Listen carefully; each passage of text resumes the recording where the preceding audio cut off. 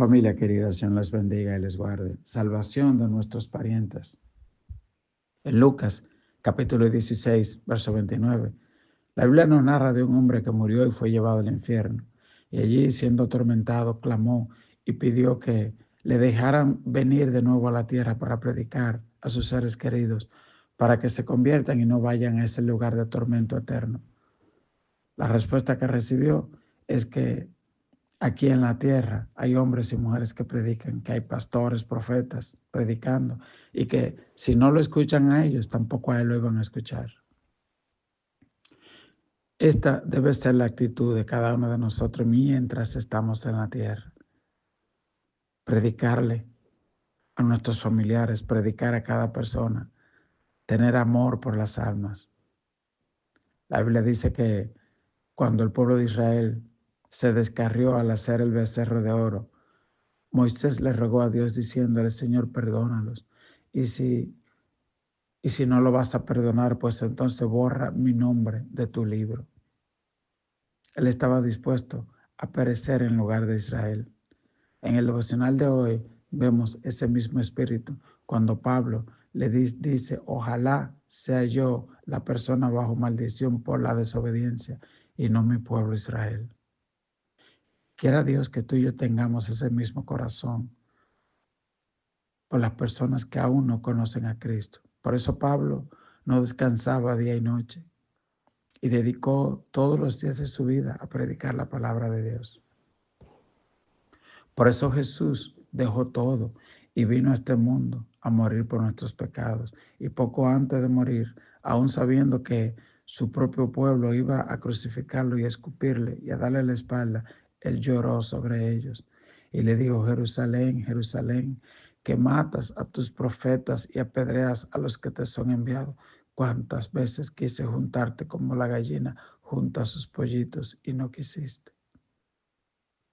Y Jesús dijo: de cierto te digo que no me verás de nuevo hasta que digas: bendito el que viene en el nombre del Señor. Leamos en Romanos capítulo 9, del 1 al 13. Verdad, digo, no miento. Y mi conciencia me da testimonio en el Espíritu Santo, que tengo gran tristeza y continuo dolor en mi corazón, porque deseara yo mismo ser anatema, es decir, maldito, separado de Cristo por amor a mis hermanos, los que son mis parientes según la carne, que son israelitas, de los cuales son la adopción, la gloria, el pacto, la promulgación de la ley, el culto y las promesas, de quienes son los patriarcas, y de los cuales según la carne vino Cristo, el cual es Dios sobre todas las cosas, bendito por los siglos. Amén. Fíjese, Pablo muestra, como les decía, ese mismo corazón de Moisés. El de Nehemías, cuando le dijeron cómo estaba Jerusalén, se puso a llorar y empezó a llorar. El de Daniel, que aunque lo tenía todo, su corazón oraba y ayunaba por el retorno de la nación de Israel a su tierra. Oh, que Dios nos dé un corazón como este, hermano. Un corazón que interceda por las almas que no conocen a Cristo. Pablo dice: ellos son mis hermanos. De ellos son la promesa, la ley, el culto, la gloria. ¿Qué está diciendo Pablo? Dice: ese fue el pueblo que Dios utilizó para mostrarle su Shekinah, la gloria manifiesta de Dios, la nube en el desierto. El mar se abrió por ellos. Dios hizo tan grandes cosas por medio de ellos. Dice la Biblia: por medio de ellos vino Jesús según la carne. Los patriarcas, los profetas de ese pueblo fue que Dios usó ese pueblo para todas esas grandes cosas. Y Pablo dice: el culto, las promesas que le fueron dadas. Hermano, hay gente que no le gusta leer el Antiguo Testamento. El culto y las promesas están ahí. La delicadeza que tenemos que tener con Dios, la santidad, las promesas que le fueron dadas a Abraham y a su descendencia. Mucha gente no la conoce porque no leen. Lea, hermano, el Antiguo Testamento. Entonces, Pablo estaba triste y se preguntaba: caramba, esa gente que han sido tan usados por Dios, pero no solo los israelitas, los que nos llamamos cristianos también, que tal vez hemos sido usados durante tantos años por Dios o ministramos y tal vez nosotros mismos andamos lejos de Dios, como le pasó a los fariseos. y aquella gente que perseguían a Pablo y que querían matarlo. Pero Pablo los amaba.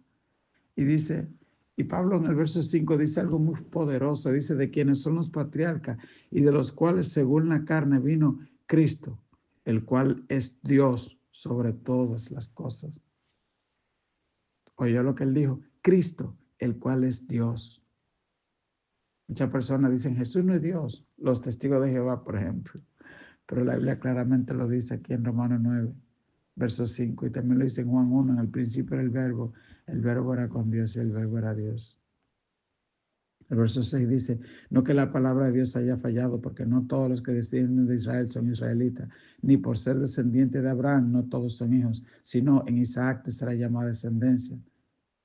Es decir, Pablo dice acá, Abraham tuvo dos hijos, a Ismael e Isaac al principio, pero Abraham luego tuvo más, pero Abraham usó estos dos y dice, no fue Isaac, no fue Ismael en quien se llamó la descendencia, fue en Isaac.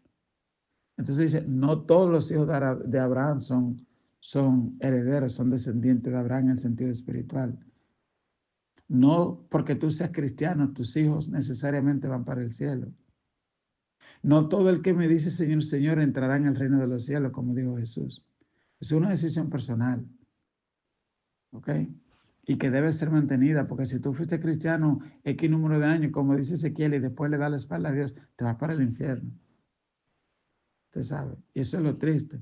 Y hay personas también que tuvieron una vida mala, pero un buen día se acercaron al Señor y se fueron para el cielo. Por eso la Biblia dice, sé fiel hasta la muerte. Retén lo que tienes para que ninguno tome tu corona. Entonces, dice el verso 8, no los que son hijos según la carne, son los que son hijos de Dios, sino los que son hijos según la promesa, son contados como descendientes. O sea que no todo el que se dice es israelita según la carne, es israelita según Dios, según el Espíritu. Dice el verso 9, porque la palabra de la promesa es esta, por este tiempo vendré y Sara tendrá un hijo. Y no solo esto, sino también cuando Rebeca concibió de uno, de Isaac, nuestro padre, pues no habían aún nacido, ni habían hecho aún bien ni mal, para que el propósito de Dios, conforme a la elección, permanezca, no por las obras, sino por el que llama. Se le dijo, el mayor servirá al menor, como está escrito, a Jacob amé y a Esaú aborrecí. Aquí hay uno de los grandes misterios que dice la Biblia, que aún antes que nacieran, Dios dijo, a Jacob amé y a Esaú aborrecí. Y uno dice, ¿cómo fue esto? Bueno, por un lado está la elección soberana de Dios, que Él toma decisiones en base a su soberanía y al conocimiento eterno que Él tiene de los tiempos y las cosas que nosotros no llegamos a entender, número uno. Número dos, en la Biblia hay un versículo extraño que dice, en la matriz se descarriaron los malos, los pecadores. Oiga eso. Así como hay otro que dice, mi embrión vieron tus ojos, dice la Biblia, que allá cuando se inició la vida humana, nosotros vimos a Dios. Tuvimos una conversación con Dios mientras Él dictaba nuestro propósito para nuestra vida en esta tierra. Pero dice, de la matriz se descarriaron los impíos. Parece que hay en algún momento allá donde nuestras intenciones se hacen manifiestas. Desde ser pequeñito, cuando se forma el ADN. No sé cómo pasa eso. Pero quiera Dios que nosotros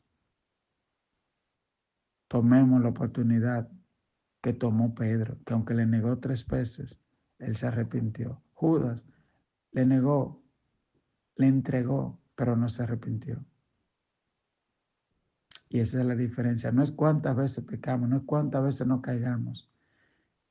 Es si estamos dispuestos a levantarnos, a pedir perdón, a volver a la casa de nuestro Padre. Hoy es un buen día para eso, para decirle, te amo, Dios, perdona mis pecados. Escribe mi nombre en el libro de la vida.